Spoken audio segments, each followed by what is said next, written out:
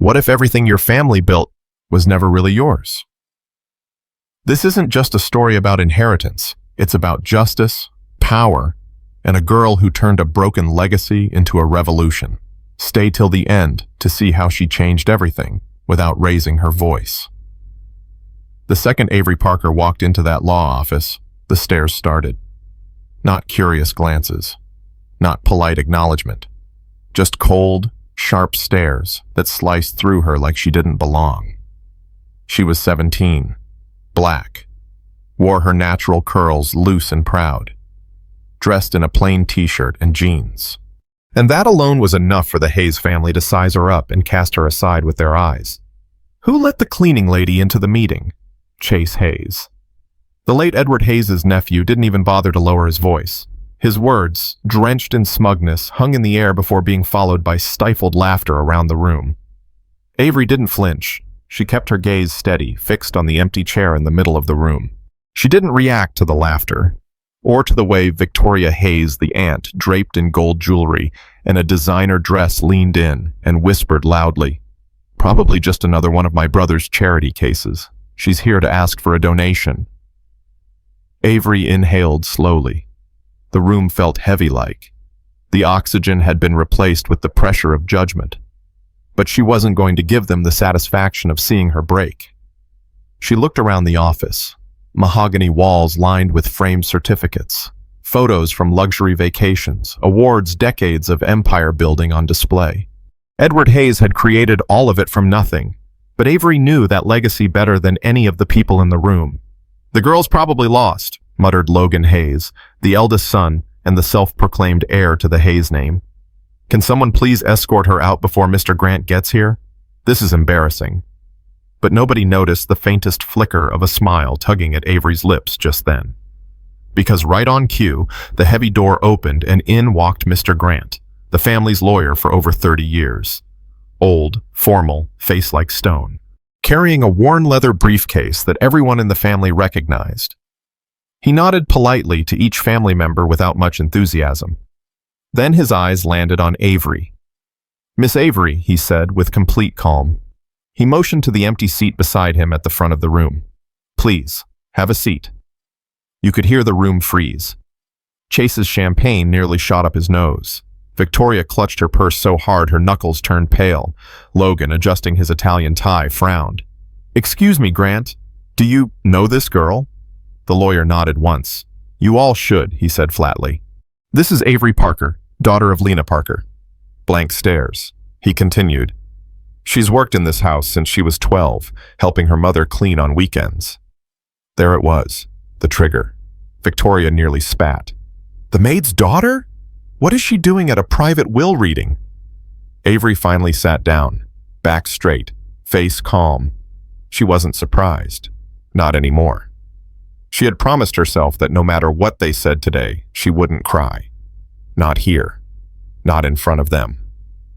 Mr. Grant unbuckled the briefcase and pulled out a sealed envelope. "We are here today for the formal reading of Edward Hayes' final will," he began, tone smooth and professional. Edward passed away 3 weeks ago, following a long battle with cancer. At the far end of the room, Brielle Hayes, another entitled niece, barely looked up from her phone. She snapped a discreet photo of Avery, typed, "Intruder, at the will," and hit post without hesitation. Her caption read, "The maid's daughter, trying to scam her way into a piece of the pie. Unreal." The post was already gaining traction by the time Grant cleared his throat again. "Before we begin," the lawyer said, "Edward left a video message. It must be played prior to the formal reading." Logan sighed audibly. "Another one of my father's dramatic games. Let's just get on with it." Grant ignored the comment. He pressed a button on the wall. A large screen flickered to life, and then, there he was. Edward Hayes. Thinner, clearly sick.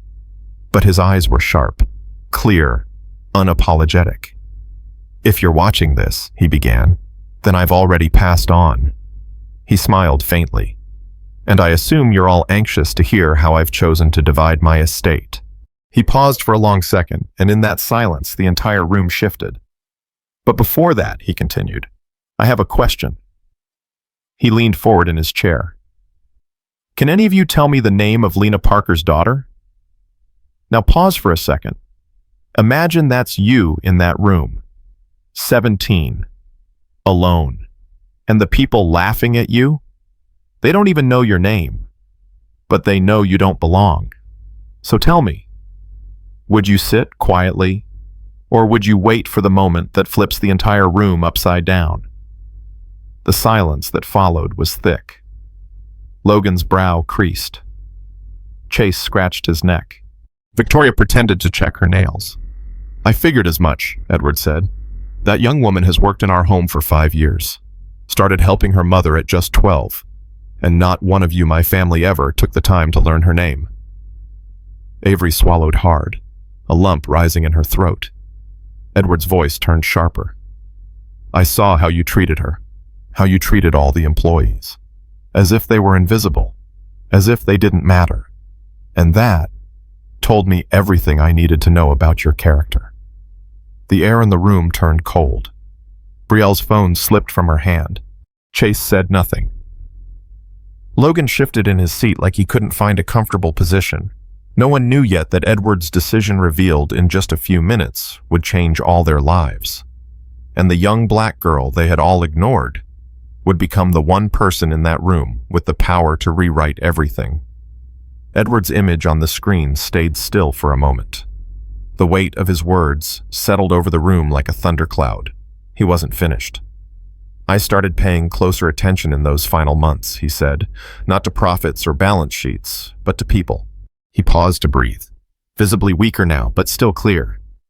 I watched how each of you treated those around you, nurses, drivers, cleaners, people who had no power to fight back.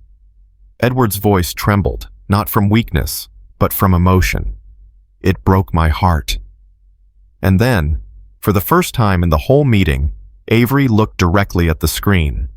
Edward's next words were meant for her. But then I saw you, Avery. Always so quiet, always helping.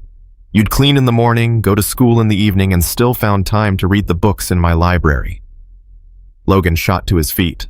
This is insane. Grant, this video cannot possibly be considered legal testimony. Mr. Grant didn't blink. Everything has been filed with the courts, Mr. Hayes. It's all legally binding. On screen, Edward chuckled, almost like he'd predicted the outburst. Logan, I know you're protesting right about now, Edward said, still smiling. And you're probably insisting that this is all some manipulation. Logan froze. It was like hearing your future predicted before it happened. Edward leaned closer into the camera. But what you don't know is that I spent the last 3 months getting to know Avery, really know her. She'd sit with me during her breaks, tell me about her dream to study law. I hadn't had a conversation that honest in years. Across the room, Brielle quietly grabbed her phone and tried to delete the post she made earlier. But it was too late. It had already gone viral.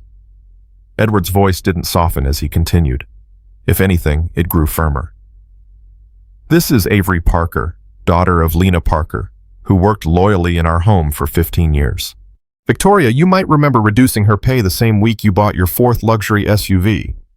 Victoria's cheeks flushed red. She opened her mouth but couldn't find any words.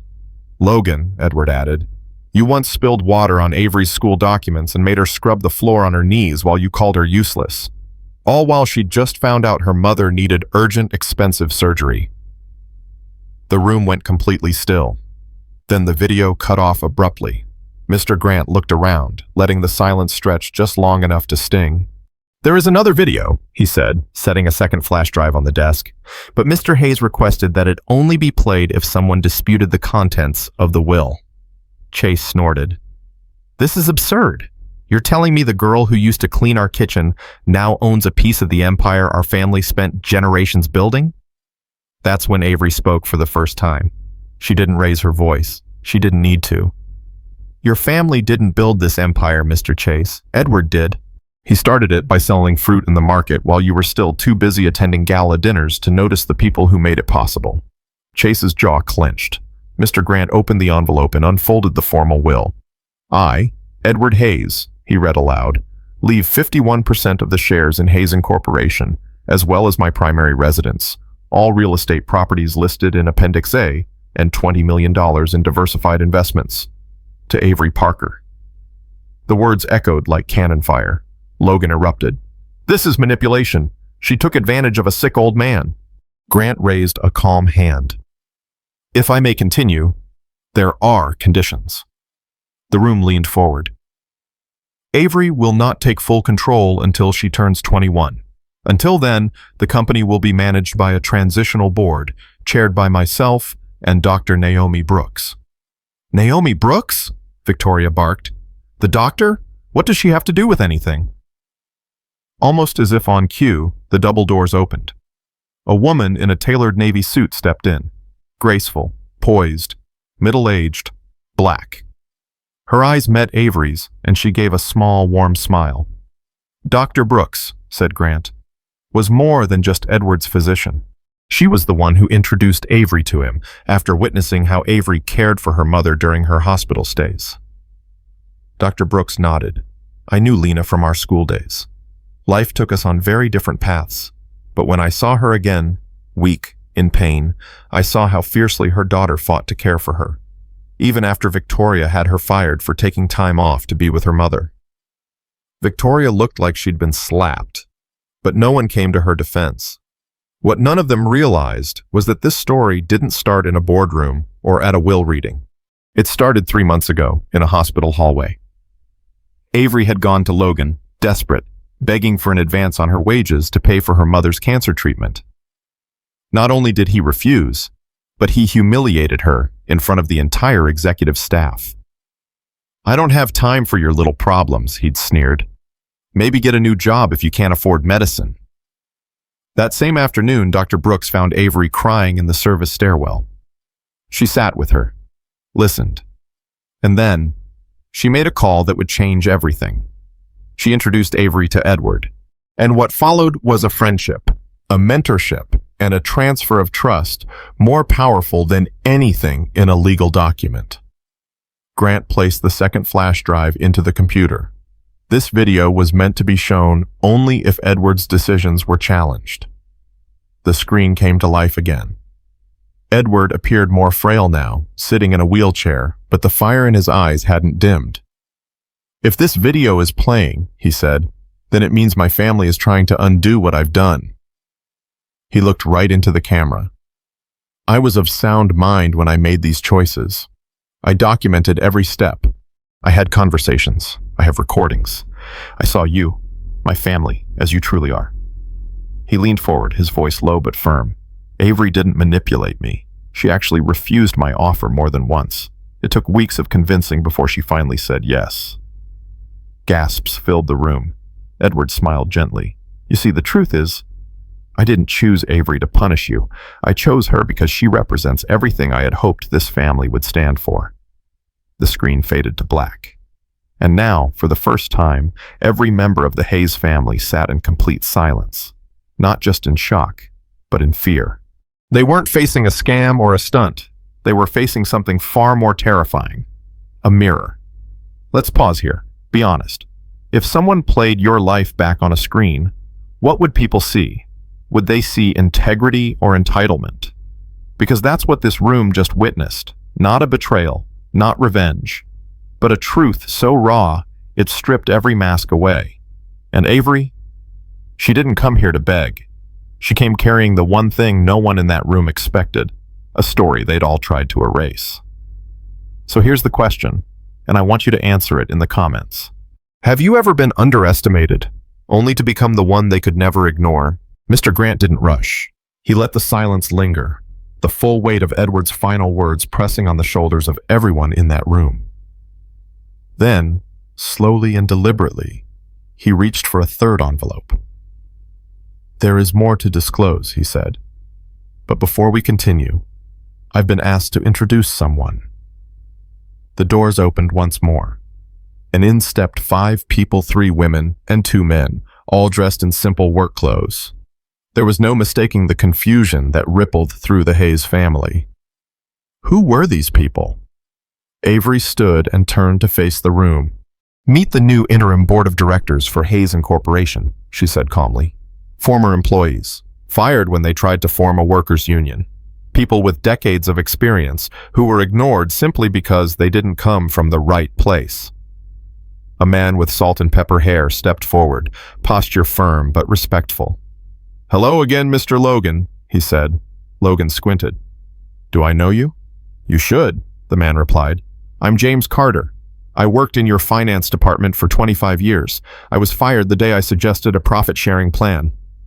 Chase shot out of his seat. "This is madness. You can't hand over the company to these people." Dr. Naomi Brooks stepped in. "It's already been done, Mr. Chase. All legal paperwork was signed before this meeting began. You still hold minority shares, of course. You're welcome to attend the annual meetings and receive dividends, just like any other shareholder." Logan dropped into his chair, looking suddenly small and pale. "My father would never have agreed to this," he muttered. "He did," Avery said, quietly but firmly. "He did because, in the end, he understood something most of you never have. Legacy isn't about control. It's about impact." Brielle finally snapped. She jumped up from her chair, pointing a manicured finger at Avery. "You won't get away with this," she spat. "I have contacts in the media. I'll expose this entire setup for the scam it is." Avery glanced at Mr. Grant, who calmly tapped the remote. The screen came alive again. A grainy video played of Brielle, drunk at a private party, laughing as she made racist jokes about the servers. Gasps. Silence. "I have more," Avery said softly. "Hours of footage, audio, messages.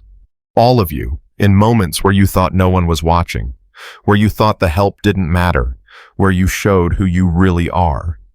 Chase looked like he'd aged 10 years in 10 minutes. He turned to Avery, voice hollow. "What do you want from us?" Avery didn't hesitate. "I want you to learn." She stepped forward, scanning every single face in that room. "I want you to finally understand what it feels like to have no power, to be judged not by who you are, but by what you look like, or where you come from." James Carter moved beside her, voice steady. "We didn't come here to destroy this company. We came to rebuild it, with fairness, with inclusion, with experience that was always here, just ignored." Dr. Brooks handed out thick folders to each family member. "These are your options," she said. "You can contest the will. We're prepared for that. We've lined up legal teams, and we're ready for a battle in court that could drag on for years." Victoria reached for her folder with shaking hands. "Or," Brooks continued, "you can accept a peaceful transition. You'll keep your homes, a monthly income. But in return, you must complete a year-long social awareness program." "A what?" Logan asked, stunned. "A structured, supervised program," Brooks said. "Volunteer work in underprivileged communities, diversity training, hands-on involvement with the people your family's wealth was built on." Victoria's voice cracked. "And if we refuse?" Avery met her gaze, not with anger, just clarity. "Then you'll face the natural consequences," she said. "The footage goes public. The lawsuits continue. Your names will be tied to everything Edward worked to undo." The room fell into a tense, suffocating silence. For the first time in their lives, the Hayes family were being asked to earn the privileges they'd been handed. Logan clenched his fists. "This won't work. You're just a girl. This empire will fall apart in your hands." Avery smiled, not cruelly, not smugly, but with genuine compassion. "You still don't get it," she said. "It was never yours to begin with, and it's not mine now." She turned to the window, her eyes on the skyline. "It belongs to everyone who built it, brick by brick, day after day." And in that moment, something shifted. Not just in the room, in the story. Because Avery wasn't just executing a perfect revenge plan. She was launching a revolution, quietly, powerfully, from within the very heart of the empire that had once looked down on her.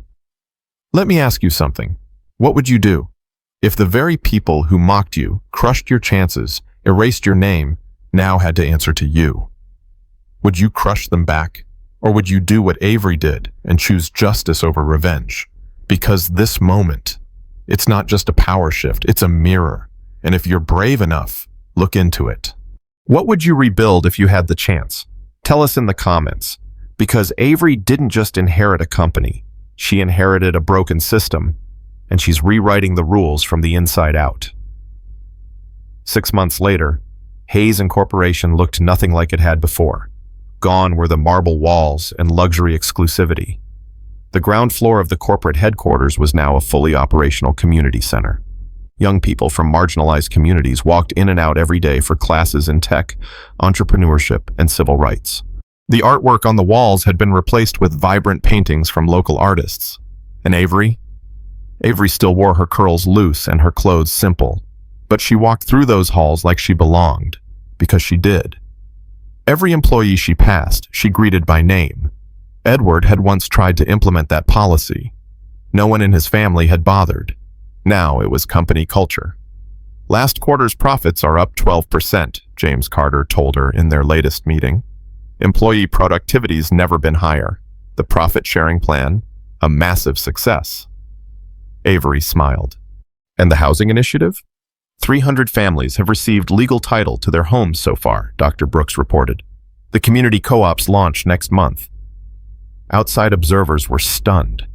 How was this 17-year-old still in high school managing to pull off what seemed impossible? The answer was simple. She wasn't doing it alone. Avery had appointed a board, delegated authority, trusted people with real experience. And she focused on the one thing that mattered most, the vision. She still spent 4 hours a day at the company. The rest? She used for school on full scholarship from the foundation she created in Edward's name and caring for her mother, who was finally receiving proper medical care. Everything had changed, and yet it was just beginning. Across town, on a gray morning, Logan Hayes sat in a small cafe, stirring cold coffee he had no intention of drinking. Through the window he could see it, the massive billboard that now crowned the Hayes Incorporation headquarters. The familiar name was still there, but something about it looked different. Brighter, newer. Below the company's logo were the words, "Building a Fairer Future," and beside them, a photo of Avery smiling confidently with the new board. Logan exhaled, hard. He hadn't worn a tailored suit in months. Couldn't afford it. The luxury car? Sold to pay legal fees. His lawyer had warned him from the beginning that challenging the will was a long shot. He didn't listen. He couldn't.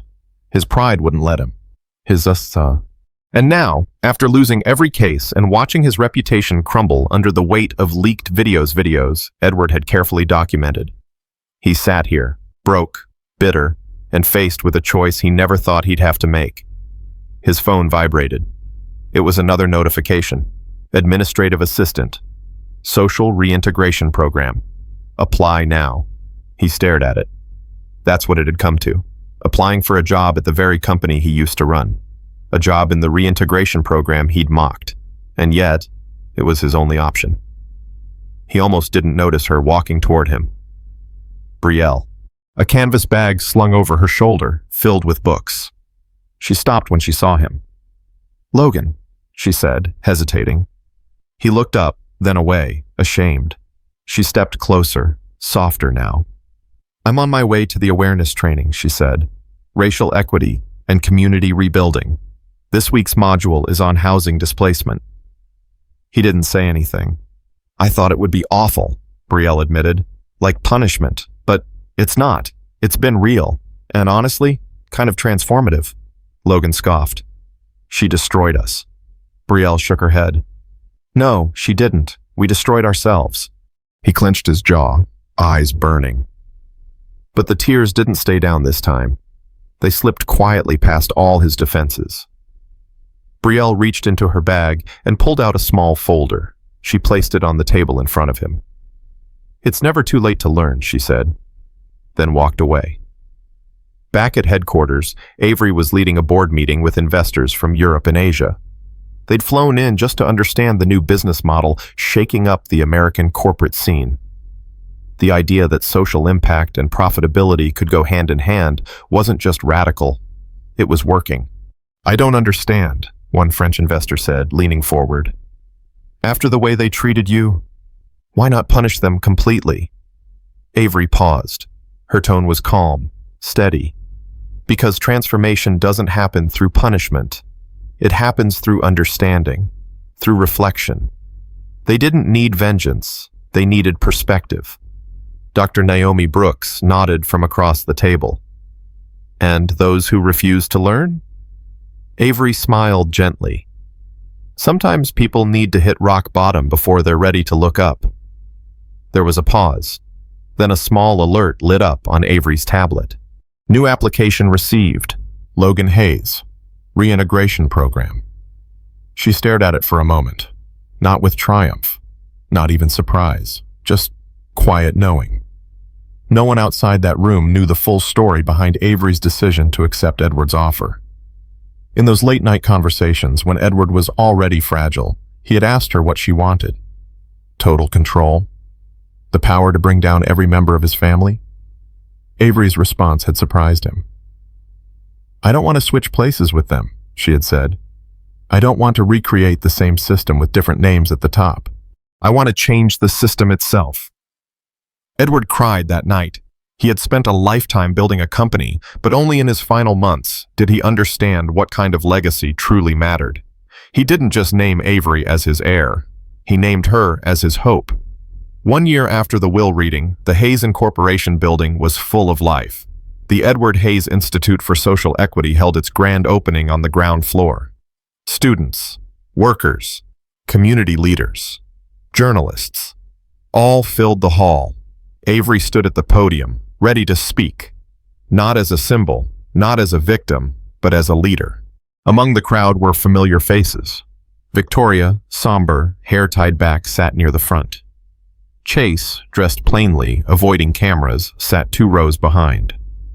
Even Logan was there wearing the blue intern uniform of the reintegration program.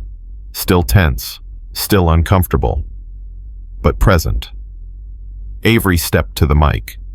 "Exactly 1 year ago," she began, "I walked into a room where I was not wanted, a room filled with people who judged me before I said a single word."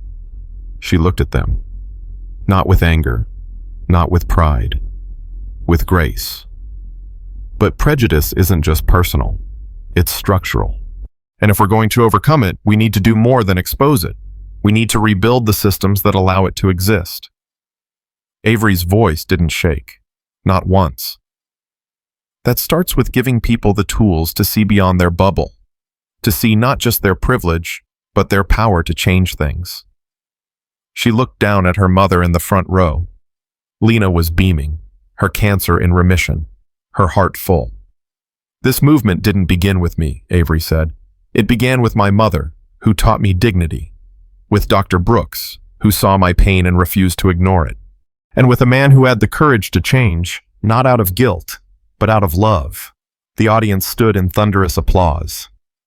Edward's portrait hung above the stage, not just as a tribute, but as a reminder that transformation is always possible, even for the most unlikely of people. Outside the Institute's grand hall, a crowd had gathered. Former employees, students, small business owners, even journalists from abroad. People from every corner of the city came to see what had been called the most unexpected corporate revolution of the decade. But for Avery, the ceremony wasn't about making headlines. It was about closing a chapter and opening 1,000 more. She stepped away from the podium and made her way through the crowd, shaking hands, offering hugs, and greeting people by name. It was how Edward had wanted things to be. Not distant, not hierarchical, human. Behind her, Dr. Brooks and James Carter were speaking with representatives from a university in Sao Paulo about expanding the Institute's educational programs to other cities. Community leaders were already discussing replicating the Hayes model in different industries, from agriculture to tech startups. But while the world outside buzzed with excitement, a quieter, more personal moment was unfolding inside the building. Logan stood alone in the hallway, staring at a framed photo on the wall. It was black and white. Grainy. Edward as a young man standing beside a small fruit stand, smiling in the sun. Avery found him there, hands shoved deep into his pockets. He didn't notice her at first. Then he turned, and for a split second the old defensiveness flashed in his eyes. But Avery didn't say anything. She just stood beside him, looking at the photo. My father never talked about that part of his life, Logan muttered. I know, she replied, but it's the part that made him who he was. He nodded slowly. I didn't come here today to make a scene. I know. I thought being born into all this meant I deserved it. Avery turned to him gently. That's what you were taught. Logan looked down. It's hard to unlearn. Avery didn't argue. That's why the program is a year long. A pause passed between them. Then he finally looked her in the eye. I applied for the job, he said. Administrative support. Avery nodded. It won't be easy, she warned. People will recognize you. I know. They'll have opinions. I know that too. But if you stay humble, and you show up every day ready to learn, I'll be okay? He asked. No, Avery said, smiling softly. You'll grow, and that's better. For a long moment, neither of them said anything else. Just two people, once on opposite ends of power, now standing in front of the same image, trying to make peace with the past. Later that afternoon, Avery returned to the office. The boardroom felt different now, warmer, more alive. The new directors were deep in discussion, debating partnerships, drafting budgets, reviewing proposals from young entrepreneurs. The company's internal metrics had exceeded expectations in nearly every department. Retention was up. Productivity had skyrocketed. And for the first time in the company's history, employee satisfaction surveys were overwhelmingly positive. James Carter looked up from his laptop. We got another inquiry from a major investor, he said. They're interested in licensing our reintegration model internationally. Good, Avery replied, but no franchising. We partner or we teach. This isn't a product to sell. Dr. Brooks grinned, always protecting the soul of the mission. Avery smirked. Edward didn't give me this company so I could play it safe. She took her seat at the head of the table, not out of ego, but because it was hers now, not by blood, but by purpose. That evening, Avery walked through the old Hayes estate, now converted into a mixed-use campus with staff housing, classrooms, and offices. In the garden, she found her mother sitting under the tree where Edward used to read. The flowers were in bloom. The air smelled of hope and clean soil. Lena smiled as Avery approached. He'd be proud of you, she said. Avery sat beside her. I hope so. You've done more in a year than some do in a lifetime. Avery leaned into her mother's shoulder. Sometimes I still feel like that girl walking into the will reading, small, out of place. Lena wrapped an arm around her. You were never small. They just couldn't see you yet. Meanwhile, in a classroom not far away, Brielle stood in front of a group of teenagers, leading a discussion on social bias and media accountability. She was no longer the influencer with perfect angles and curated feeds. She was learning, teaching, listening. Some days were harder than others, but she was beginning to understand that influence isn't measured by followers. It's measured by impact. And down the hall, Chase, once brash and entitled, was helping lead a logistics workshop for job seekers.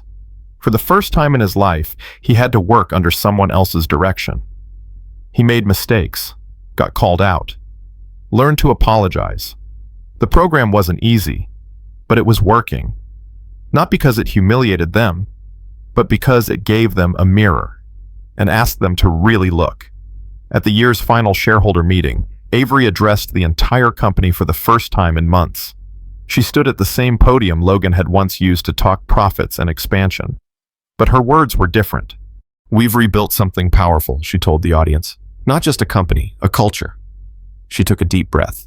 We've shown that equity and success are not opposites. That kindness can be strategic. That compassion scales. People nodded. Some cried. Others simply listened, wide-eyed. And in the back row, Logan, now officially an employee, stood silently, applauding with the rest. Part 6. The revolution continues. Months later, the story of Avery Hayes had spread far beyond Brazil. News outlets called it the Inheritance Revolution. University case studies titled it Leadership Beyond Legacy. Social commentators debated whether Avery had reshaped what it meant to hold power in a corporate world built on exclusion. But to Avery, all the attention was secondary. What mattered was what was happening on the ground day after day, brick by brick. Every morning she woke early, cared for her mother, read from Edward's old notebooks, and walked to the Hayes and Corporos campus, not with security or press in tow, but alone, notebook in hand, ideas in her head.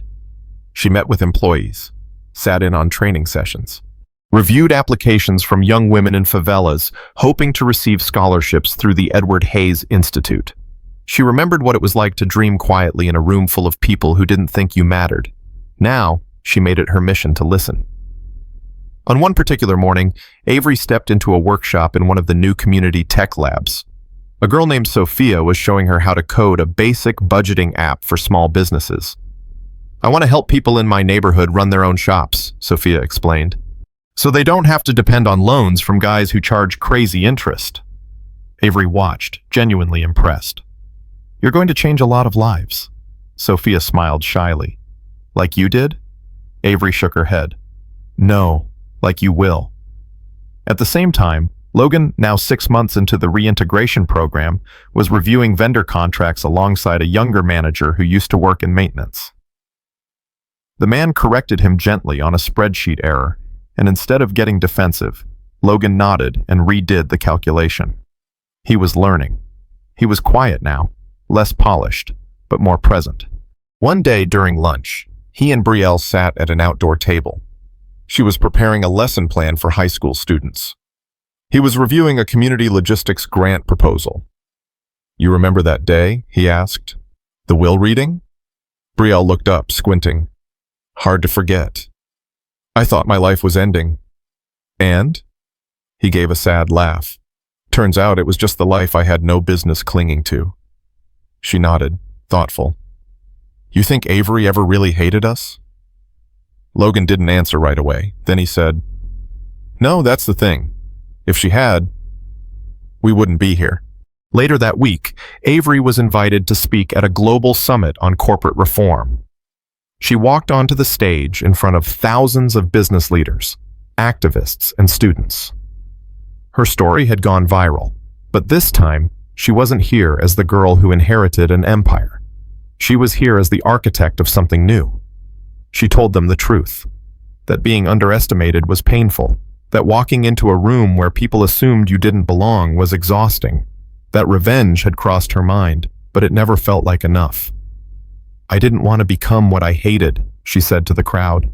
"I didn't want to flip the pyramid and stand on top of it. I wanted to flatten it." The room went quiet.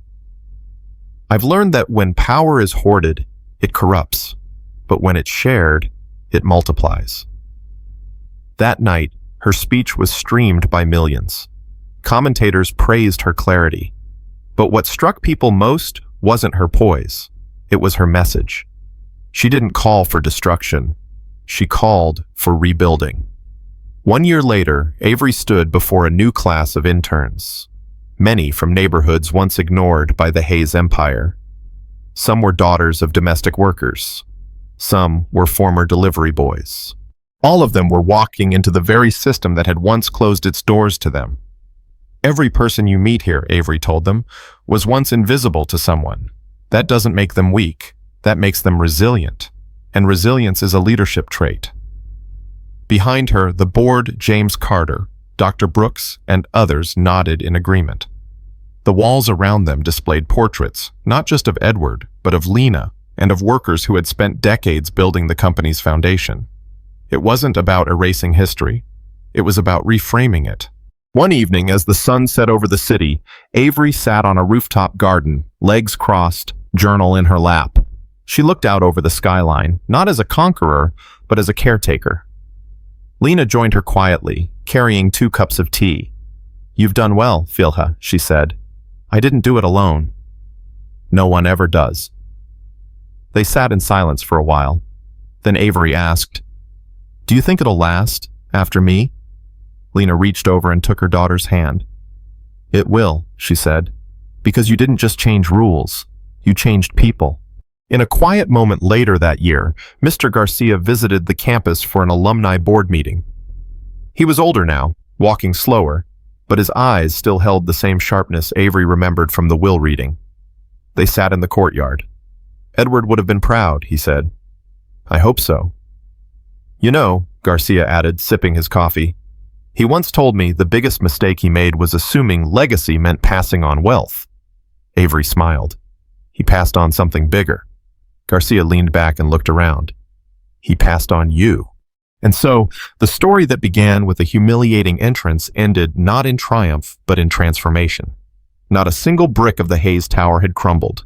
Instead, each had been relaid with intention, with purpose. Avery never asked to be a symbol. She didn't want headlines, or statues, or slogans in her name. She just wanted justice. And justice, she learned, doesn't roar. It whispers. It builds. It invites others in. It doesn't wait for permission. It walks in, even when no one wants it there, and takes a seat. Just like Avery did, on the day they all thought she didn't belong.